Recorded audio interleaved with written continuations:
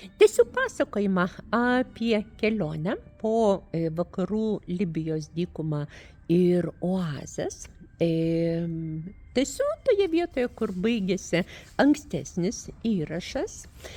Baharijos oazė bus ketvirtoji, kurią mes aplankysime kelionės metu. Kelionės metu nuvažiuosime kokius 4000 kilometrų, jeigu nedaugiau.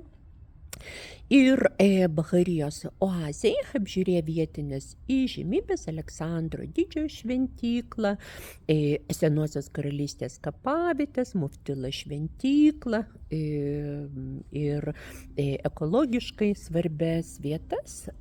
Toliau iš Baharijos oazės greitkeliu leisimės į Kairą. Pakeliui dar sustosime pasigrožėti dykumą, pasižiūrėsime į krištolinę olą. Visoje vakarų Libijos dykumoje vasarą būna labai aukšta temperatūra. Būna taip karšta, kad nuo karščio lydosi smėlis. Ir įsivaizduokit, silicio kristalai tose sąlygose tampa kalcito kristalais. Taip kad savo akimis pamatysite, kaip formuojasi kalcito uolienos. Drūzos tiesiog. Yra tokia stebuklinga vieta pakeliui, tokia kaip arka iš kalcito. Sakoma, kad pralindus pro tą arką atitinkamą skaičių kartų galima tiesiog praturtėti, įgyti visus pasaulio pinigus. Ta vieta apipinta legendom, bet šiaip tai yra labai tokia įspūdinga vieta dykumoje. Ir įvažiuosim į didingąjį Kairą, įvažiuosim pro Gizos rajoną. Dar kartelį savo akimis vėl pamatysite 3 didžiąsias piramides. Gizoj apsigyvensim mūsų viešbutyje. Jis yra 4 žvaigždučių viešbutis, labai patogus, renovuotas. Ir paprastai mūsų svečiam administracija jau kaip vietiniam gyventojam palieka kambarius nuo piramidžių pusės. Būna nenusakomas jausmas, kuomet iš ryto vos saulei patekėjus išėję į balkoną arba pro langą, jūs mato tiesiog ranka pasiekiama vieną iš didžiųjų piramidžių. Ir išsimiegoję, pailsėję, Kaire dieną pradėsime centre. Papusryčiavę viešbutyje keliausime į klasikinį art deco stiliaus prancūzų statytą kultūrinį, architektūrinį Kairo centrą, rajoną Taladharb, kuriame iš miesto aikštės gatvės kaip tokie tiesūs spinduliai eina įvairiomis kryptimis.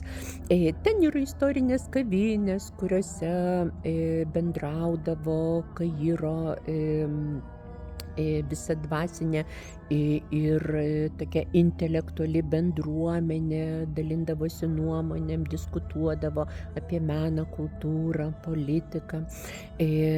Pilna labai gražių parduotuvių, didelių ir mažų, modernių ir tokių klasikinių, arabiškų.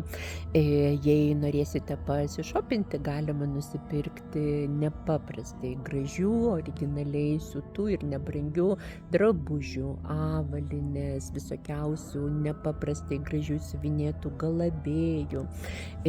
Na, kiekvieną kartą nežinai, ką rasi, koks sezonas ir kokios prekės, bet jei nenorėsite pirkti, šopintis, kaip mūsų kolegos sako, shop Izid ir shop Anubis, tą dieną būna garbinami, galėsite tiesiog pasėdėti, pasigrožėti žydinčiom magnolijom, pavasarį jos žydi Kaire, arba pasėdėti kažkur tai jaukioj kavinukėj. Ir papietavę Kaire siriškam restoranėlėje, labai skani siriška virtuvė, truputį skiriasi nuo egiptietiškos, vėl sėdam į mūsų autobusą ir keliaujam į Hurgadą. Aš dabar kalbu ir šiandien yra penktadienis, skamba muzika iš vilos ir kartu muedzinas iš minareto kviečia maldai, vakariniai maldai. Taigi, labai vėlgi gražių greitkelių dabar nuo Kairo į Hurgadą prie Raudonosios jūros yra nutiestas naujas kelias per tarpeklį, per kanjonus, matosi įvairios akmenų spalvos, labai gražus kelias. Dažniausiai tuo keliu mes važiuojam naktį arba labai anksti iš ryto, o dabar tikiuosi sugrįšim jau į Hurgadą su šviesa. Ir dalį kelio taip pat važiuojam palei Raudonąją jūrą ir atvažiuojam į Hurgadą, sugrįžtam į vilą po ilgos kelionės ir po Kairo. Vila atrodys kaip rojaus sodas, iš tikrųjų kaip pardys, pati ramiausia ir jaukiausia vieta pasaulyje. Kuomet pamatysite įvairias vietas, viešbučius, karavansarajus, pamatysite prabangias ir tokias normalias egiptietiškas vietas, suprasite, kiek meilės, darbo, dėmesio ir pastangų aš sudėjau į vilą, kad joje būtų tokia tvarka, švara ir komfortas ir tokia skaidri energetika. Ir pailsėję, toliau kitą dieną važiuosim prie jūros į mūsų ramų ir jaukų pliažą, galima bus maudytis, degintis, galbūt norėsim išsinuomoti Zodiaką ir nuplaukti tiesiog priešais esantį rifą už kelių kilometrų per jūrą, priklauso aišku nuo oro, nuo vėjo, kad pasimaudytume stebuklingoj lagūnai ir tiesiog pasnorkelintume. Na ir paskutinė jau bus 13 kita kelionės diena, kuomet po pusryčių, kas keliausit jau namo, nuvešim jūs į oro uostą.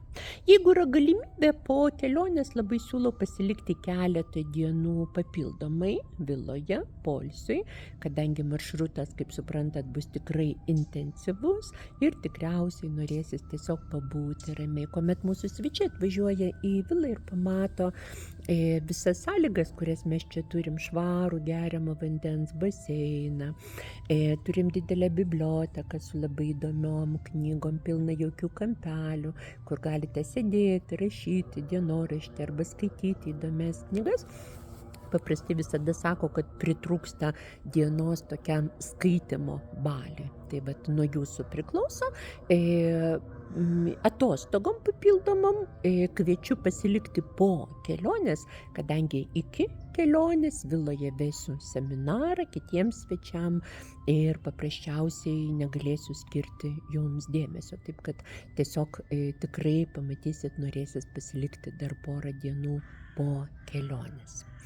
Tai mielieji, toks yra veiksmo planas, atleiskit, kalbu ilgai. Tikriausiai iš mano kalbos supratot, kad tas vietas, į kurias jūs kviečiu, aš labai myliu ir labai jų pasiilgstu. Važiuoju ten kas keletą metų, atradau visą šitą maršrutą pati. Kolegės kartais bando kopijuoti mano maršrutus Egipte, jos pačios su manim yra keliavę ne kartą, bet iki šiol niekas nedrįso leistis į kelionę per dykumas ir oazes, kadangi iš tikrųjų čia reikia turėti labai gerą komandą, reikia labai gerai žinoti maršrutą, niekuomet jūsų nekviečiu į vietas, kuriuose pati nesu buvus, bet už tai su visa atsakomybė sakau, kad kelionėje būsite visiškai saugus, turėsim visą komandą aptarnaujančio personalo, geriausius vairuotojus, puikiausią gidą, kuris atlaikys mūsų intensyvią programą.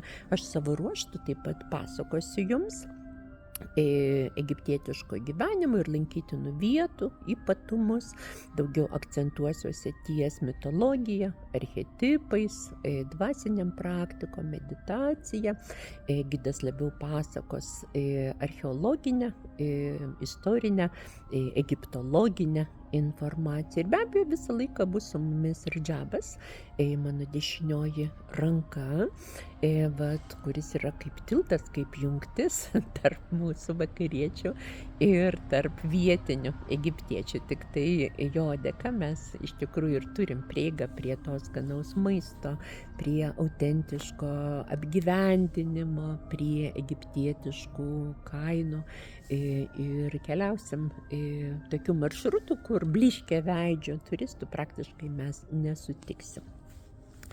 Tai vat, neklauskite, kada bus kita kelionė, jos nebus, kadangi šitai kelioniai ruošiausi morališkai nemažai metų. 2008 mes važiavom šiuo maršrutu su didelė grupe, tuomet važiavom visureigiais visą kelią, kelionė labai pavyko, buvo iš tikrųjų stebuklinga, lietuvaičiai pirmą kartą keliavo tuo maršrutu, na, o dabar po daugybės metų antrą kartą organizuoju vėl kelionę, pagrindę mūsų nuolatiniam keliautojam, bet galite prisijungti ir jūs, net jeigu tai yra pirmas kartas Egipte. Kartais svečiai klausia, ar nebus fiziškai sunku. Jūs žinote, aš pati vaikštau su 2 lazdom. Jeigu yra galimybė, netgi sėdu į vežimėlį, kad be reikalo pėsčiomis nereikėtų eiti ten, kur kelias lygus, kur galima pavažiuoti. Turbūt esu vienintelė egiptologė pasaulyje su ramentais ir vežimėlyje. Bet mūsų maršrutas bus intensyvus. Dėl fizinio krūvio ir nuovargio nebijokite. Šitas turas bus daug lengvesnis negu piramidžių paslaptis ir pėsčiomis eiti reikės palyginus nedidelius atstumus. Mūsų vairuotojai visą laiką priveža mus maksimaliai arti. Dauguma vietų jau yra išgrįstos, ištrinkeliuotos, kai kur truputėlį reikės paeiti ir smėlių, kaip kad pavyzdžiui į Izidės šventyklą, bet